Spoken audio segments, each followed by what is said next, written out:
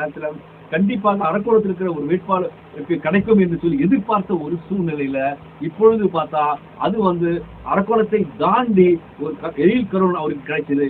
So VCK இடையே ஒரு என்ன சொல்லலாம், ஒரு அவங்களுக்கு ஒரு அதிருப்தியான ஒரு சூழ்நிலை இருக்குது. ஸோ இதை இரண்டையும் பிசிகா உள்கட்சியில சொந்த மண்ணில யாருக்கு கொடுக்கலன்ற ஒரு அதிருப்தி, ரெண்டாவது திமுக உதயசூரிய சின்னத்துக்கு கொடுக்கலன்ற ஒரு அதிருப்தி, ரெண்டு அதிருப்தியில தற்பொழுது போட்டி வேட்பாளர் எழில் கருண் அவர் போட்டியிடுறாரு.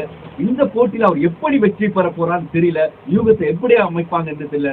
இன்னொரு குறைபாடுகள் இருக்குது. என்னன்னு சொன்னா, அரக்கோணம் தொகுதியை பொறுத்தவரைக்கும் யாரும் ஒருங்கிணைப்பது கிடையாது. ராணிப்பேட்டை மாவட்டத்தில் நிர்வாகிகளை பொறுத்தவரைக்கும் திமுக கூட்டணி சார்ந்தவர்கள் நிர்வாகிகள் சரிவர ஒருங்கிணைக்காம போவதனால தான் தோல்வி என்றும் பலர் பேசிக் கொண்டிருக்கிறார். ஆனா இந்த முறை இந்த ஒருங்கிணைப்பு இருக்குமா, தலைவர்கள் எப்படி இதை வந்து மேனேஜ் பண்ணி அரக்கோணத்தை வெற்றி பெற செய்வார்கள் என்ற ஒரு கேள்விக்குறை இருக்கிறது. இல்லை என்று சொன்னால் தற்போது போட்டி மட்டும் 234 தொகுதியில் மட்டும்தான் திமுக கூட்டணி போட்டியிடுகிறது வைத்துக் கொள்ளலாம். ஏன்னா அரக்கோணம் பொறுத்த வெற்றி என்ற ஒரு அறிவிப்பு கூட அறிவித்துள்ளான்னு சொல்லி பல சமூக ஆர்வலர்களும் சரி பொதுமக்களும் தற்போது பேச்சு அடிபட்டுக் கொண்டிருக்கிறது. ஆகவே இதை எப்படி சமாளிக்க போகிறார்கள்?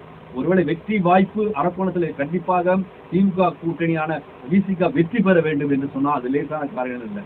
காரணம் எதிர் வேட்பாளர் அதிமுக சார்ந்த சு ரவி அவர்கள் வெகு சிறப்பாக, அது எத்தனை மணி நேரம் இருக்கட்டும், ஏன்னா ஒரு லோக்கல் தொடர்ந்து அவர் வந்து வழக்கறிஞராக இருக்கிறதுனால எத்தனை மணி நேரம் போன் பண்ணாலும் வந்து அங்க நிற்கக்கூடிய ஒரு ஆற்றல் படைத்தவர், மக்களை வந்து அடிக்கடி சந்திக்கக்கூடியவர். ஸோ இவரை வந்து எதிர்கொள்ள வேண்டும் என்று சொன்னால், இவர் எதிர்த்து வெற்றி பெற வேண்டும் என்று சொன்னால் அவர்களுடைய உழைப்பு என்பது அதிகமாக தேவை.